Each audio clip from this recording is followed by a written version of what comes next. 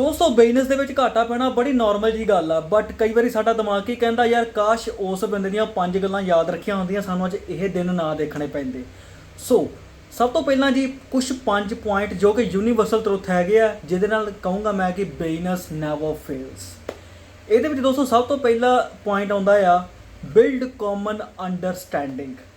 ਇੱਕ understanding create ਕਰੋ ਆਪਣੇ ਸਾਰੀ ਟੀਮ ਦੇ ਵਿੱਚ ਕਿ ਤੁਸੀਂ ਕਰਨਾ ਕੀ ਹੈ, ਠੀਕ ਹੈ ਜੀ, ਕਿਹੜੇ ਬੰਦੇ ਦਾ ਕਿਹੜਾ ਕੰਮ ਹੈਗਾ ਆ। ਦੂਸਰਾ ਪੁਆਇੰਟ ਜਿਹੜਾ ਸਟ੍ਰੈਟੇਜਿਕ ਪਲੈਨਿੰਗ ਹੁੰਦੀ ਆ ਉਹਦੀ ਇੱਕ ਪ੍ਰੋਪਰ ਗਾਈਡੈਂਸ ਲਓ।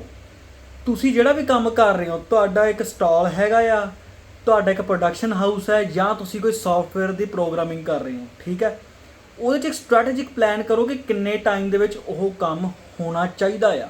ਇੱਕ 버ਗਰ ਬਣਾ ਰਹੇ ਹੋ, ਉਹ 버ਗਰ ਜਿਹੜਾ ਹੈਗਾ ਤੁਹਾਡਾ 5 ਮਿੰਟ 'ਚ ਕਿਵੇਂ ਤਿਆਰ ਹੋਏਗਾ, ਕਿੰਨੇ ਡਿਗਰੀ 'ਤੇ ਤਿਆਰ ਹੋਏਗਾ, ਕਿੰਨਾ ਨੂੰ ਮਤਲਬ ਹੀਟ ਚਾਹੀਦੀ ਆ, ਸਾਰਾ ਕੁਝ ਤੁਹਾਨੂੰ ਪਤਾ ਹੋਣਾ ਚਾਹੀਦਾ, ਇੱਕ ਸਟ੍ਰੈਟਜੀ ਹੋਣੀ ਚਾਹੀਦੀ ਆ, ਠੀਕ ਹੈ ਜੀ। ਉਸ ਤੋਂ ਬਾਅਦ ਆਈਡੈਂਟੀਫਾਈ ਕਰੋ ਐਡਵਾਂਟੇਜ ਅਤੇ ਡਿਸਐਡਵਾਂਟੇਜਸ ਕਿ ਤੁਹਾਡੇ ਬਿਜ਼ਨਸ 'ਚ ਕੀ ਪੋਜ਼ੀਟਿਵ ਆ ਅਤੇ ਕੀ ਨੈਗੇਟਿਵ ਟਰਾਈਟਸ ਹੈਗੇ ਆ। ਚੌਥਾ ਪੁਆਇੰਟ ਹਮੇਸ਼ਾ ਇੰਡਸਟਰੀ ਦੇ ਵਿੱਚ ਓਪਰਚੁਨਿਟੀ ਅਤੇ ਜਿਹੜੀ ਥ੍ਰੈਟਸ ਹੁੰਦੀਆਂ ਉਹਨੂੰ ਐਕਸੈਸ ਕਰਦੇ ਰਹੋ ਟਾਈਮ ਟੂ ਟਾਈਮ ਕਿ ਕੀ ਤੁਹਾਨੂੰ ਉਹ 'ਚ ਓਪਰਚੁਨਿਟੀ ਲੱਭ ਰਹੀ ਹੈ ਅਤੇ ਉਹ 'ਚ ਕੀ ਖਰਾਬੀ ਆਉਣ ਵਾਲੀ ਹੈ ਤਾਂ ਕਿ ਤੁਸੀਂ ਉਹਨੂੰ ਬਚਾ ਸਕੋ, ਉਹਨੂੰ ਇੰਪਰੂਵ ਕਰ ਸਕੋ। ਪੰਜਵਾਂ ਅਤੇ ਆਖਰੀ ਪੁਆਇੰਟ ਪ੍ਰਮੋਸ਼ਨ ਪੂਰੇ ਜ਼ੋਰ 'ਤੇ ਰੱਖੋ ਪਰ ਆਰਗੈਨਿਕ, ਠੀਕ ਹੈ, ਜਿਵੇਂ ਕਿ ਫੈਕਟ ਬੇਸਡ ਐਨਾਲਾਈਸਿਸ ਹੋਣੇ ਚਾਹੀਦੇ ਆ ਅਤੇ ਉਸ ਤੋਂ ਬਾਅਦ ਫਾਈਨਲ ਅਤੇ ਜੇ ਆਪਾਂ ਕਹੀਏ ਕਿ ਫਰੈਸ਼ ਪਰਸਪੈਕਟਿਵਸ, ਠੀਕ ਹੈ, ਜੋ ਤੁਸੀਂ ਕੰਮ ਕਰ ਰਹੇ ਹੋ ਉਹਦਾ ਰਿਜ਼ਲਟ ਕੀ ਹੈਗਾ ਆ ਉਹ ਰੀਅਲ ਫੈਕਟ ਹੋਣਾ ਚਾਹੀਦਾ ਐਂਡ ਇੱਕ ਪਰਸਪੈਕਟਿਵ ਹੋਣਾ ਚਾਹੀਦਾ ਤੁਹਾਡੇ ਕੋਲ ਕਿ ਤੁਸੀਂ ਉਹ ਕਿਉਂ ਕਰ ਰਹੇ ਹੋ। ਪ੍ਰਮੋਸ਼ਨ 'ਤੇ ਜ਼ੋਰ ਪੂਰਾ ਦੇਣਾ ਆਰਗੈਨਿਕਲੀ ਬਟ ਜਿੱਦਾਂ ਹੁਣ ਕੋਈ ਤਿਉਹਾਰ ਆ ਜਾਂਦਾ ਲਾਗੇ ਉਦੋਂ ਉਹਨੂੰ ਬ੍ਰਾਂਡਿੰਗ 'ਚ ਲੈ ਆਓ, ਪੇਡ ਪ੍ਰਮੋਸ਼ਨ, ਠੀਕ ਹੈ ਜੀ। ਸੋ ਦੋਸਤੋ ਸਟਾਰਟ ਕਰਦੇ ਹਾਂ, ਵੀਡੀਓ ਬੰਦ ਨਾ ਕਰਿਓ ਕਿਉਂਕਿ ਪਿਕਚਰ ਤੋਂ ਵੀ ਬਾਕੀ ਹੈ ਮੇਰੇ ਦੋਸਤ। ਮੇਰੇ ਵੱਲੋਂ ਸਤਿ ਸ਼੍ਰੀ ਅਕਾਲ, ਵੈਲਕਮ ਟੂ ਗਵਰਨਮੈਂਟ ਮਾਰਕੀਟਿੰਗ। ਸੋ ਦੋਸਤੋ ਬੜੀ ਰਿਕੁਐਸਟ ਹੈਗੀ ਆ ਸਬਸਕ੍ਰਾਈਬ ਜ਼ਰੂਰ ਕਰਿਓ ਕਿਉਂਕਿ ਹੁਣ ਜੋ ਮੈਂ ਗੱਲਾਂ ਬਾਤਾਂ ਕਰਨ ਜਾ ਰਿਹਾ ਤੁਹਾਡੇ ਨਾਲ, ਜੋ ਮੈਂ ਐਕਸਪਲੇਨੇਸ਼ਨ ਕਰਨ ਜਾ ਰਿਹਾ ਆ, ਇਹ ਸਾਰੀ ਜ਼ਿੰਦਗੀ ਬਿਜ਼ਨਸ 'ਚ ਕੰਮ ਆਉਣ ਵਾਲੀ ਚੀਜ਼ਾਂ ਆ, ਠੀਕ ਹੈ। ਮੈਂ ਕਿਸੇ ਕਿਤਾਬ 'ਚੋਂ ਨਹੀਂ ਲੈ ਕੇ ਆਇਆ, ਜੋ ਮੈਂ ਆਪਣੀ ਮਾਸਟਰ ਡਿਗਰੀ 'ਚ ਪੜ੍ਹਿਆ ਆ ਮੈਂ ਤੁਹਾਡੇ ਨਾਲ ਉਹ ਗੱਲਾਂ ਸਾਂਝੀਆਂ ਕਰਨ ਜਾ ਰਿਹਾ ਕਿ ਬਿਜ਼ਨਸ ਦੇ ਵਿੱਚ ਘਾਟਾ ਪੈਣ ਤੋਂ ਪਹਿਲੇ ਜੇ ਅਸੀਂ ਉਹਨੂੰ ਸੰਭਾਲ ਲਈਏ ਉਹ ਕਿੱਦਾਂ ਬਚੂਗਾ, ਠੀਕ ਹੈ ਜੀ। ਤੁਸੀਂ ਇੱਕ ਰੇਹੜੀ ਵੀ ਲਗਾ ਰਹੇ ਹੋ ਨਾ, ਉਹ ਗਲਤ ਨਹੀਂ ਹੈਗਾ, ਤੁਹਾਨੂੰ ਉਹ 'ਚੋਂ ਮਹੀਨੇ ਦੀ 5000 ਇਨਕਮ ਹੋ ਰਹੀ ਹੈ, ਇਹ ਚੀਜ਼ ਜ਼ਰੂਰ ਯਾਦ ਰੱਖਿਓ। ਅਤੇ ਉਹ 5000 ਇੱਕ ਦਿਨ ਦਾ 5000 ਕਿੱਦਾਂ ਬਣਨਾ ਤੁਸੀਂ ਸੋਚ ਨਹੀਂ ਸਕਦੇ। ਸੋ ਦੋਸਤੋ ਬਹੁਤ ਤਰ੍ਹਾਂ ਦੇ ਐਨਾਲਾਈਸਿਸ ਹੁੰਦੇ ਆ ਕਿ ਜਿਹਦੇ 'ਚ ਆਪਾਂ ਸਟੈਪਸ ਫੋਲੋ ਕਰਦੇ ਹਾਂ, ਠੀਕ ਹੈ, 4 ਜਾਂ 5 ਸਟੈਪ ਹੁੰਦੇ ਆ ਜਿਹਦੇ 'ਚ ਆਪਾਂ ਐਨਾਲਾਈਜ਼ ਕਰ ਲੈਂਦੇ ਹਾਂ, ਠੀਕ ਹੈ ਜੀ। ਮੋਸਟ ਓਫਨਲੀ ਯੂਜ਼ਡ ਜਿਹੜਾ ਮਤਲਬ ਸਟੈਪ ਹੈਗਾ ਸਾਡਾ ਉਹ ਹੈਗਾ ਐਨਾਲਾਈਸਿਸ ਹੈਗਾ ਕਿ ਕਿਸੇ ਵੀ ਬਿਜ਼ਨਸ ਨੂੰ ਸ਼ੁਰੂਆਤ ਵੇਲੇ ਜਾਂ ਫਿਰ ਜਦੋਂ ਘਾਟਾ ਵਾਧਾ ਹੋ ਰਿਹਾ ਉਸ ਲਈ ਵਰਤ ਕੇ ਆਪਾਂ ਦੇਖ ਸਕਦੇ ਹਾਂ ਕਿ ਚੱਕਰ ਕੀ ਹੈ। ਉਹ ਹੈਗਾ ਜੀ ਸਵੋਟ ਐਨਾਲਾਈਸਿਸ, ਜਿਹਨੂੰ ਬਹੁਤ ਸੌਖੀ ਭਾਸ਼ਾ 'ਚ ਆਪਾਂ ਕਹਿੰਦੇ ਹਾਂ। ਸਭ ਤੋਂ ਪਹਿਲਾਂ ਆਉਂਦਾ ਟ੍ਰੈਡੀਸ਼ਨਲ ਸਵੋਟ ਐਨਾਲਾਈਸਿਸ। ਟ੍ਰੈਡੀਸ਼ਨਲ ਤਾਂ ਕਿਹਾ ਆ, ਇਹ ਹਰ ਬਿਜ਼ਨਸ ਵਾਸਤੇ ਆ, ਠੀਕ ਹੈ ਜੀ। ਜਿਵੇਂ ਤੁਹਾਨੂੰ ਮੈਂ ਪਹਿਲਾਂ ਦੱਸਿਆ ਇਹਦੇ 'ਚ ਹੁੰਦਾ ਕਿ ਆਰਗੇਨਾਈਜੇਸ਼ਨ ਦੀ ਆਪਾਂ ਸਟਰੈਂਥ, ਵੀਕਨੈਸ, ਓਪਰਚੁਨਿਟੀ ਅਤੇ ਥ੍ਰੈਟ ਨੂੰ ਮਤਲਬ ਕਿ ਨੋਟ ਕਰਦੇ ਹਾਂ ਕਿ ਕਿੱਥੇ ਕੀ ਸਿਸਟਮ ਹੈ। ਇਹ ਤੁਹਾਨੂੰ ਮੈਂ ਪੂਰੇ ਇਕੱਲੇ ਸਮਝਾਊਂਗਾ ਅਗਲੀ ਵੀਡੀਓ ਦੇ ਵਿੱਚ ਬਟ ਇਸ ਵੀਡੀਓ ਤੁਸੀਂ ਯਾਦ ਰੱਖੋ ਕਿ ਇਹਨਾਂ ਦਾ ਮਤਲਬ ਕੀ ਹੈ, ਠੀਕ ਹੈ ਜੀ। ਦੂਜੇ ਨੰਬਰ 'ਤੇ ਆਉਂਦਾ ਜੀ ਪੈਸਟਲ ਐਨਾਲਾਈਸਿਸ।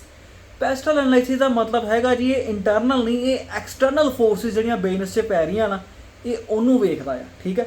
ਹੁਣ ਤੁਸੀਂ ਆਪਣੀ ਦੁਕਾਨ ਦੇ ਵਿੱਚ ਦੇਖ ਰਹੇ ਹੋ ਕਿ ਤੁਹਾਨੂੰ ਕੀ ਸਿਸਟਮ ਹੈ ਜਾਂ ਕਿਸੇ ਵੀ ਕੰਪਨੀ ਦੇ ਵਿੱਚ ਕਿ ਕੀ ਸਿਸਟਮ ਚੱਲ ਰਿਹਾ ਬਟ ਤੁਹਾਨੂੰ ਐਕਸਟਰਨਲ ਫੋਰਸਿਸ ਦਾ ਨਹੀਂ ਪਤਾ, ਉਹ ਤੁਹਾਨੂੰ ਬਾਹਰੋਂ ਬਰਬਾਦ ਕਰ ਦੇਣਗੀਆਂ, ਠੀਕ ਹੈ ਜੀ।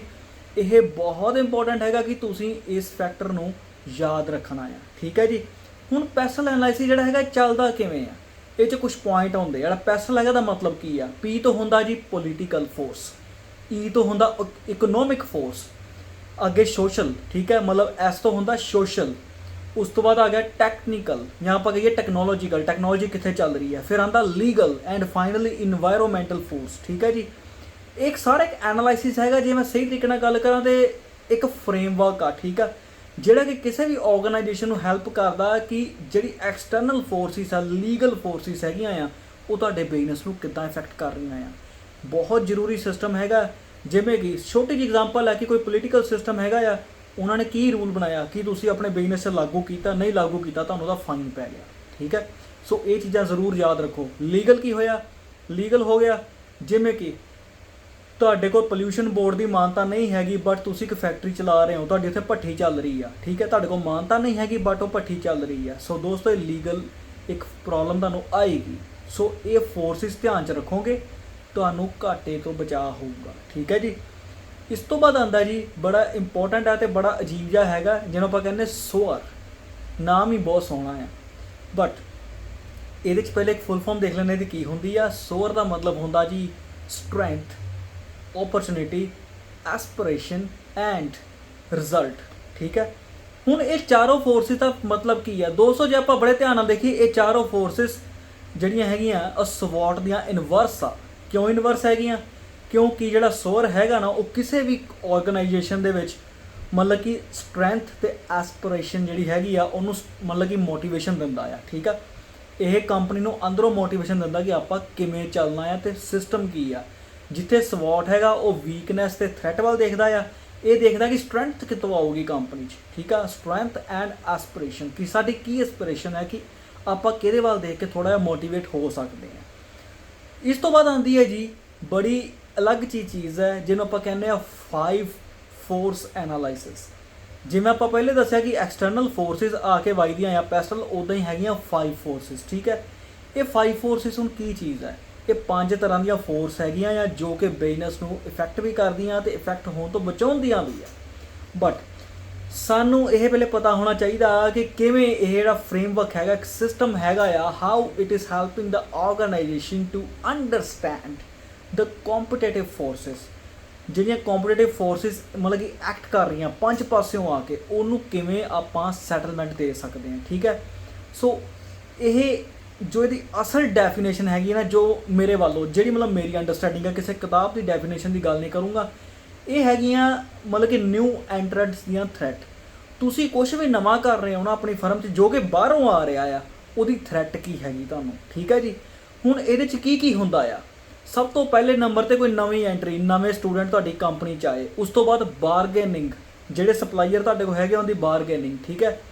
ਹੁਣ ਜਿਹੜੇ ਬਾਇਰ ਹੈਗੇ ਆ ਉਹਨਾਂ ਦੀ ਬਾਰਗੇਨਿੰਗ। ਉਸ ਤੋਂ ਬਾਅਦ ਸਰਵਿਸਿਜ਼, ਜਿਹੜੇ ਮਤਲਬ ਆਪਾਂ ਪ੍ਰੋਡਕਟ ਆਪਣੇ ਦੇ ਰਹੇ ਹਾਂ। ਠੀਕ ਹੈ। ਇੰਟੈਂਸਿਟੀ ਆਫ ਕੰਪੀਟੀਸ਼ਨ, ਤੁਸੀਂ ਜਿਹੜਾ ਪ੍ਰੋਡਕਟ ਲੈ ਰਹੇ ਹੋ, ਕਿਸੇ ਕੋਲ ਰॉ ਮਟੀਰੀਅਲ ਲੈ ਰਹੇ ਹੋ, ਠੀਕ ਹੈ, ਉਹਦੇ ਵਿੱਚ ਬਾਰਗੇਨਿੰਗ ਤੇ ਕਰਨੀ ਪਏਗੀ, ਅਪ ਡਾਊਨ ਤੇ ਕਰਨਾ ਪਏਗਾ। ਸਿਮਿਲਰਲੀ ਦੂਜੇ ਪਾਸੇ ਜੋ ਤੁਸੀਂ ਪ੍ਰੋਡਕਟ ਵੇਚ ਰਹੇ ਹੋ, ਤੁਹਾਨੂੰ ਪ੍ਰਾਈਸ ਜਿਹੜਾ ਹੈਗਾ ਕੰਪੀਟੀਸ਼ਨ ਥੋੜ੍ਹਾ ਜਿਹਾ ਉਹ 'ਚ ਰੱਖਣਾ ਪਏਗਾ। ਠੀਕ ਹੈ ਜੀ।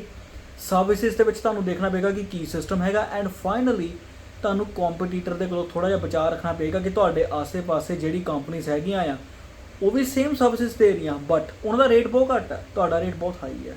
ਸੋ 5 ਫੋਰਸਿਸ ਜਿਹੜੀਆਂ ਅਫੈਕਟ ਕਰ ਰਹੀਆਂ ਤੁਹਾਨੂੰ ਦੇਖਣੀਆਂ ਪੈਣੀਆਂ। ਠੀਕ ਹੈ। ਐਂਡ ਇਸ ਤੋਂ ਬਾਅਦ ਆਉਂਦੀ ਹੈ ਜੀ ਨੋਇਸ। ਨੋਇਸ ਬੜਾ ਅਜੀਬ ਜਿਹਾ ਲੱਗਦਾ ਕਿ ਕਿਤੇ ਰੌਲਾ ਰੱਪਾ ਤਾਂ ਨਹੀਂ ਹੈਗਾ। ਨਹੀਂ ਜੀ, ਰੌਲਾ ਰੱਪਾ ਨਹੀਂ ਹੈਗਾ। ਇਹ ਸਾਡੀ ਫਾਈਨਲ ਫੋਰਸ ਹੈਗੀ ਜੋ ਕਿ ਅਫੈਕਟ ਕਰਦੀ ਹੈ ਪੂਰੇ ਸਿਸਟਮ ਨੂੰ। ਹੁਣ ਇਹਦੇ 'ਚ ਕੀ ਚੀਜ਼ਾਂ ਆਉਂਦੀਆਂ? ਸਭ ਤੋਂ ਪਹਿਲਾਂ ਚਾਹੁੰਦਾ ਨੀਡ, ਕੀ ਜ਼ਰੂਰਤ ਹੈ। ਉਸ ਤੋਂ ਬਾਅਦ ਓਪਰਚੁਨਿਟੀ, ਤੁਹਾਨੂੰ ਕੀ ਲੱਭ ਰਿਹਾ ਅੱਗੇ। ਇੰਪਰੂਵਮੈਂਟ, ਤੁਸੀਂ ਕੀ ਇੰਪਰੂਵਮੈਂਟ ਕਰ ਸਕਦੇ ਹੋ। Strength and finally exception. Strength ਆਏਗੀ, ਐਕਸੈਪਸ਼ਨਸ ਦੇਖਣੀਆਂ ਪੈਣੀ ਕਿ ਸਾਨੂੰ ਕੀ ਛੱਡਣਾ ਪੈਣਾ। ਠੀਕ ਹੈ ਨਾ। ਆਹ ਜਿਹੜੀ ਫੋਰਸ ਹੁੰਦੀ ਹੈ ਨਾ, ਇਹ ਆਇਡੈਂਟੀਫਾਈ ਕਰਦੀ ਹੈ ਕਿਸੇ ਵੀ ਆਰਗੇਨਾਈਜੇਸ਼ਨ ਦੀ ਨੀਡਸ ਨੂੰ। ਮਤਲਬ ਕਿ ਬੇਸਿਕਲੀ ਕਿ ਮਤਲਬ ਉਹਨਾਂ ਨੇ ਗਰੋਥ ਕਿੱਥੋਂ ਕਰਨਾ। ਮਤਲਬ ਜਿਹੜਾ ਨੋਇਜ਼ ਹੈਗਾ ਇਹ ਫੋਕਸ ਕਰਦਾ basically internal growth and system. ਠੀਕ ਹੈ। ਜਿੰਨੀ ਇੰਪਰੂਵਮੈਂਟ ਹੋਏਗੀ ਓਨੀ ਸਟਰੈਂਥ ਵਧੇਗੀ, ਐਕਸੈਪਸ਼ਨਸ ਘਟਦੀਆਂ ਜਾਣਗੀਆਂ। ਮਤਲਬ ਕਿ ਐਕਸੈਪਸ਼ਨਸ ਤੁਸੀਂ ਘਟਾਓਗੇ, ਸਟਰੈਂਥ ਓਨੀ ਵਧੇਗੀ। ਸੋ ਦੋਸਤੋ ਇਹ ਬਹੁਤ ਇੰਪੋਰਟੈਂਟ ਹੈਗਾ ਕਿ ਆਪਾਂ ਫੋਰਸਿਸ ਨੂੰ ਕਿਸ ਤਰ੍ਹਾਂ ਦੇਖਦੇ ਹਾਂ, ਇਹਨੂੰ ਬਿਜ਼ਨਸ ਲਾਗੂ ਕਿੱਦਾਂ ਕਰਦੇ ਹਾਂ। ਠੀਕ ਹੈ ਜੀ। ਜੇਕਰ ਤੁਸੀਂ ਆਹ ਵਾਲੇ ਮਤਲਬ ਜਿਹੜੇ ਚਾਰਟ ਮੈਂ ਤੁਹਾਡੇ ਨਾਲ ਸਾਂਝੇ ਕੀਤੇ ਆ, ਇੱਕ ਮਾਡਲ ਹੀ ਸਮਝੋ ਤੁਸੀਂ ਇਹਨਾਂ ਨੂੰ। ਇਹ ਤੁਸੀਂ ਸਟੈਪਸ ਲਾਗੂ ਕਰਨ ਲੱਗ ਗਏ ਆਪਣੇ ਬਿਜ਼ਨਸ 'ਚ, ਤੁਹਾਨੂੰ ਘੱਟੋ ਘੱਟ ਇੰਨਾ ਹੋਊਗਾ ਕਿ ਤੁਸੀਂ internal growth and external factor ਦੇ ਉੱਤੇ ਕਾਬੂ ਪਾ ਸਕਦੇ ਹੋ। ਇੰਟਰਨਲ ਗਰੋਥ ਹੋਊਗੀ, ਐਕਸਟਰਨਲ ਫੈਕਟਰ 'ਤੇ ਕਾਬੂ ਪਾਊਗਾ, ਤੁਹਾਡੀ ਫਰਮ ਜਿਹੜੀ ਹੈਗੀ ਆਪਣੇ ਆਪ ਇੱਕ ਸਹੀ ਰੂਟ 'ਤੇ ਚੱਲਣ ਲੱਗ ਜਾਏਗੀ। ਠੀਕ ਹੈ ਜੀ। ਸੋ ਨੈਕਸਟ ਵੀਡੀਓ ਦੇ ਵਿੱਚ ਮੈਂ ਇਹਨਾਂ ਦੀ ਫੁੱਲ ਐਕਸਪਲੇਨੇਸ਼ਨ ਦਊਂਗਾ। ਠੀਕ ਹੈ। ਸਵੋਟ ਕਿੱਦਾਂ ਚੱਲਦਾ ਆ, ਪੈਸਟਲ ਕਿਵੇਂ ਚੱਲਦਾ ਆ, ਨੋਇਸ ਦਾ ਕੀ ਫੈਕਟਰ ਹੈ, 5 ਫੋਰਸਿਸ ਕਿਵੇਂ ਅਫੈਕਟ ਕਰ ਰਹੀਆਂ, ਆਪਾਂ ਇਹਦੇ ਬਾਰੇ ਇਨ ਡੈਪਥ ਸਟੱਡੀ ਕਰਾਂਗੇ ਕਿ ਕਿੱਦਾਂ ਚੱਲਦੀਆਂ। ਬਾਕੀ ਸਟੱਡੀ ਦੋਸਤੋ ਉਦੋਂ ਹੀ ਹੋਊਗੀ ਜਦੋਂ ਤੁਸੀਂ ਚੈਨਲ ਸਬਸਕ੍ਰਾਈਬ ਕਰੋਗੇ, ਪਲੱਸ ਤੁਸੀਂ ਮਤਲਬ ਕਿ ਇਹਨੂੰ ਵੇਖੋ, ਇਹਨੂੰ ਪੜ੍ਹੋ, ਇਹਨੂੰ ਆਪਣੇ ਸਿਸਟਮ 'ਚ ਲਾਗੂ ਕਰੋ। ਠੀਕ ਹੈ ਜੀ। ਮੈਂ 40 ਲੱਖ ਲਾ ਕੇ ਜਰਮਨ ਦੇ ਵਿੱਚ ਸਟੱਡੀ ਕੀਤੀ ਆ, ਮੈਂ ਤਾਂ ਹੀ ਵੀਡੀਓਜ਼ ਬਣਾ ਰਿਹਾ ਹਾਂ। ਠੀਕ ਹੈ ਜੀ। ਸੋ ਟਰਾਈ ਐਟ ਯੋਰ ਬੈਸਟ। ਮੈਂ ਕੋਈ ਵਲੌਗਰ ਨਹੀਂ ਹੈਗਾ, ਮੈਂ ਸਿਰਫ ਇੱਕ ਟੀਚਰ ਬਣਨਾ ਚਾਹੁੰਦਾ ਹਾਂ, ਉਹ ਵੀ ਇੱਕ ਇੰਡੀਪੈਂਡੈਂਟ ਬੇਸ 'ਤੇ। ਜੋ ਆਪਾਂ ਸਟੱਡੀ ਕਰੀਦੀ ਆ ਉਹ ਤੁਹਾਡੇ ਨਾਲ ਸਾਂਝੀ ਕਰਾਂਗੇ। ਠੀਕ ਹੈ। ਬਹੁਤ ਜਲਦੀ ਮੈਂ ਸੋਚ ਰਿਹਾ ਸ਼ਾਇਦ ਮੇਰਾ ਇੰਗਲਿਸ਼ ਦੇ ਵਿੱਚ ਵੀ ਚੈਨਲ ਲਾਂਚ ਕਰਾਂਗਾ ਮੈਂ।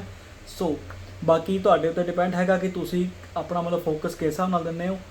ਟਰਾਈ ਯੋਰ ਬੈਸਟ, ਬਿਜ਼ਨਸ ਸਟਾਰਟ ਜ਼ਰੂਰ ਕਰੋ, ਕਿਉਂਕਿ ਸਟਾਰਟਅਪ ਹੀ ਅੱਜ ਕੱਲ੍ਹ ਮੋਟੀਵੇਸ਼ਨ ਹੁੰਦੀ ਆ, ਮੋਟੀਵੇਸ਼ਨ ਹੈਗੀ ਹੈ ਤੇ ਸਟਾਰਟਅਪ ਹੈਗਾ ਆ। ਠੀਕ ਹੈ ਜੀ, ਘਾਟੇ ਪੈਣ ਦੀ ਗੱਲ ਨਹੀਂ ਹੈਗੀ, ਘਾਟਾ ਪਊਗਾ, ਘਾਟਾ ਪੂਰਾ ਹੋ ਜਾਂਦਾ, ਬਟ ਤੁਸੀਂ ਕੁਝ ਨਵਾਂ ਜ਼ਰੂਰ ਸਿੱਖੋਗੇ। So best of luck and finally subscribe ਕਰਿਓ, ਵੀਡੀਓ ਨੂੰ ਸ਼ੇਅਰ ਜ਼ਰੂਰ ਕਰਿਓ ਜੇ ਚੰਗੀ ਲੱਗੀ ਹੋਏ। ਬਹੁਤ ਬਹੁਤ ਧੰਨਵਾਦ।